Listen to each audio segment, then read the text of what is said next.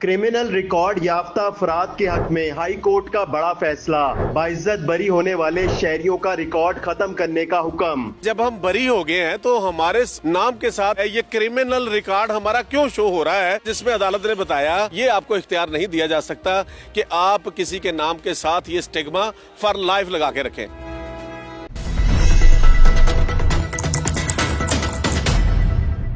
Lahore high court के एक judgement है जिसके मुताबिक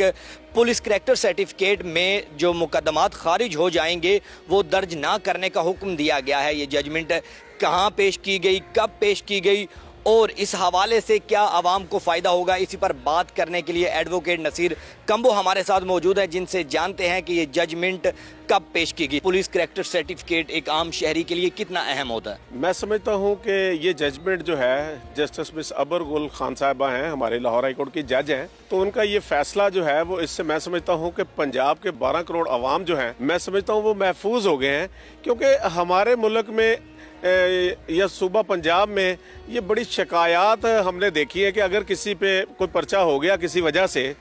तो वो पर्चा फिर सारी ज़िंदगी के लिए उसके नाम के साथ जुड़ जाता है स्टिग्मा। वो एफआईआर में बरी भी हो जाए तो लोगों को वो बरियत की जजमेंटें जो हैं वो फैसले शनाख्त के कार्ड की तरह आपकी जेब में रखनी पड़ती थी। क्योंकि जब भी बाहर कहीं पुलिस नाके पे किसी को रोकती है, उसका शनाख्ती कार्ड नंबर डालती है, तो वो कहते हैं जी आपका रिकॉर्ड आ रहा है, फिर वो जजमेंट दिखाते हैं। तो लिहाजा लोग कहते थे कि जब हम बरी हो गए हैं तो हमारे नाम के साथ ये एफआईआर का स्टिग्मा क्यों है, ये क्रिमिनल रिकॉर्ड हमारा क्यों शो हो रहा है। तो इसी की बाबत जो है एक शहरी है, उसका नाम है अब्दुल रहमान फरियाद, उसने जो है वो उसके खिलाफ भी एक एफआईआर दर्ज हुई थी थाना नवाकोट में। तो उसमें भी उसके खिलाफ इल्ज़ाम था कि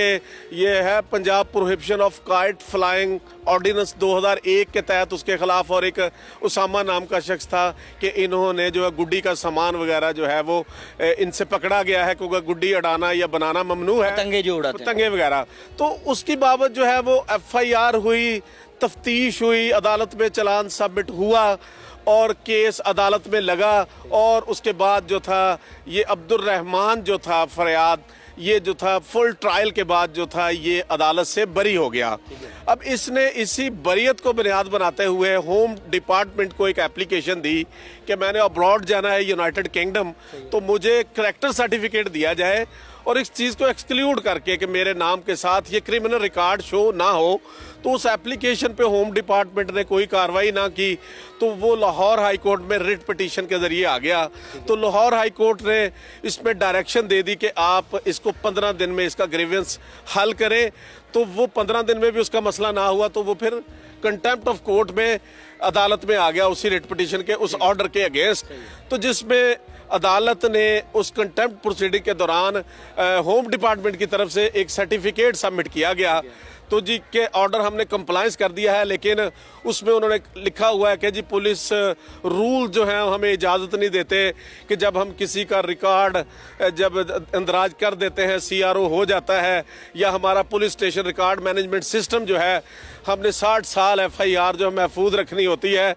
तो लिहाजा हम ये जो है वो हमारा प्रोसीजरली सिस्टम है तो हम इसको नहीं बदल सकते। तो उसकी बाबत फिर पिटीशन दोबारा दायर की उसी शहरी ने, जस्टिस अबर गुल खान साहिबा ने, जिसमें ये डिटेल जजमेंट दी। अच्छा, डिटेल जजमेंट में कौन से मुकदमात ऐसे हैं समझते हैं जिसका सीआरओ मुकम्मल तौर पर ख़त्म कर दिया जाएगा? क्योंकि कुछ केसेस ऐसे होते हैं जो क्रिमिनल जिनमें लोगों के ऊपर दफात काफ़ी लगी होती हैं, जैसे कत्ल का मुकदमा है या कुछ और सख्त मुकदमात होते हैं, और उसका सीआरओ होना ज़रूरी होता है। क्या समझते हैं ये किस तरह से एलैबोरेट किया जाएगा? देखिए फजान भाई, जिसके खिलाफ भी कोई इल्ज़ाम है ना एफआईआर,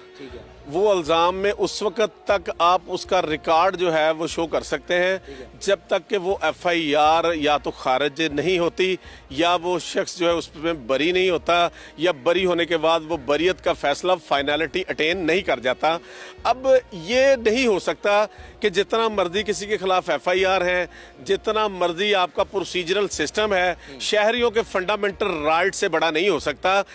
आर्टिकल 14 जो है वो ये कहता है कि डिग्निटी ऑफ मैन,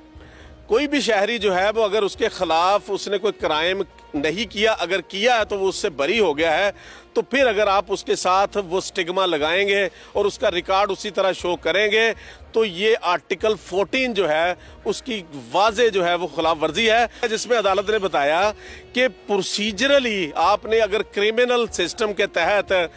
डाटा जो है, एफआईआर जो है, ये चीज़ें जो है कैसे मेंटेन करनी है तो उनके मुताबिक आप लाइंस को फॉलो करें। ये आपको इख्तियार नहीं दिया जा सकता कि आप किसी के नाम के साथ ये स्टिग्मा फॉर लाइफ लगा के रखें। ठीक है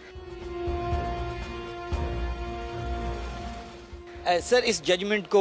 पुलिस, पंजाब पुलिस तक भेजा गया या पूरे पाकिस्तान के अंदर कि कब इस पर अमल दरामद होगा और कब अपडेट चीज़ें होंगी ताकि जिनका क्रिमिनल रिकॉर्ड है, जो बाहर जाना चाहते हैं या अपने ही मुल्क में रह के एक अच्छा काम करना चाहते हैं, कारोबार करना चाहते हैं, वो महफूज तरीके से कर सकें? देखें जी, ये जजमेंट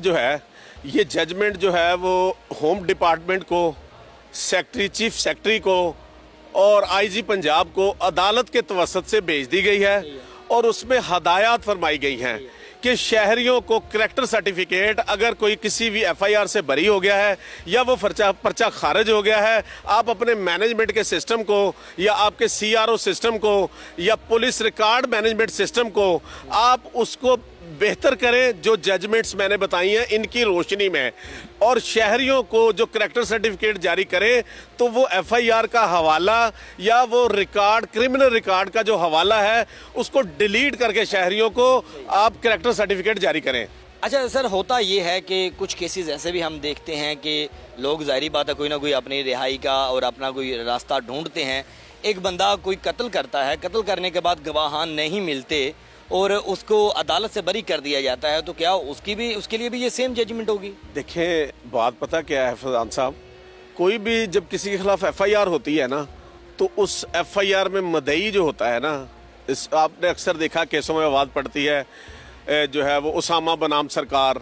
अली बनाम सरकार, तो इसका मतलब है कि स्टेट इसमें मदई है, रियासत इसमें मदई है। रियासत ने क्रिमिनल केसों को जो है वो कंडक्ट करने के लिए एक डिपार्टमेंट बनाया हुआ है जिसको प्रोसिक्यूशन डिपार्टमेंट कहते हैं। तो लिहाजा अब एविडेंस इकट्ठी करना, केस का ट्रायल करना, केस को मंतकी अंजाम तक पहुंचाना, केस को साबित करना, ये सारी जिम्मेदारी प्रोसिक्यूशन की होती है। मतलब ये समझ लें कि जराइम पेशा अफराद को कुछ ना कुछ फ़ायदा तो हुआ। देखिए, जो सिस्टम में खामियां हैं ना, जो कि तफ्तीश के सिस्टम में भी खामियां हैं या जो अदालतों में प्रोसीजरली साल हर साल केसों के फैसले नहीं होते या अगर तफ्तीश के दौरान वो प्रोफेशनलिज्म नहीं है या जो है वो जदीद साइंसी तरीक़ों से अगर पुलिस आरास्ता नहीं है या जो है वो रिश्वतस्तानी जो है वो ये फैक्टर भी है, तो इसकी वजह से जो है फिर जो खामियां होती हैं प्रोसिक्यूशन के पार्ट पे तो उसको मदई को नुकसान हो जाता है। लेकिन कानून ये रास्ता बताता है कि अगर कोई झूठी एफआईआर दर्ज करवाए तो पुलिस उसके खिलाफ 182 की कार्रवाई करते हुए उसके खिलाफ पर्चा दे सकती है। अगर कोई डिफेक्टिव इन्वेस्टिगेशन करता है और इन्वेस्टिगेशन के दौरान किसी की शहादत खराब करता है, किसी का केस खराब करता है या तफ्तीश सही नहीं करता, तो कानून उसके लिए भी रास्ता देता है, तो उसके खिलाफ उसको भी बतौर मुल्ज़िम ट्राई किया जा सकता है। आखिर में जानना चाहूँगा कि आम शहरियों को जिन पर छोटे छोटे मुकदमा दर्ज हो जाते हैं, फूड वाले कर देते हैं, ट्रैफिक वाले कर देते हैं, पंजाब पुलिस की जानिब से कोई किसी ने झूठा मुकदमा दर्ज करवा दिया और वो बाहर सफ़र करना चाहते हैं, कारोबार करना चाहते हैं, उनको क्या फ़ायदा होगा और कितना फ़ायदा होगा? देखिए, मैं आपके तवस्सुत से शहरियों को, पाकिस्तान के शहरियों को और ख़ुसूसन पंजाब के शहरियों को ये आगाह करना चाहूँगा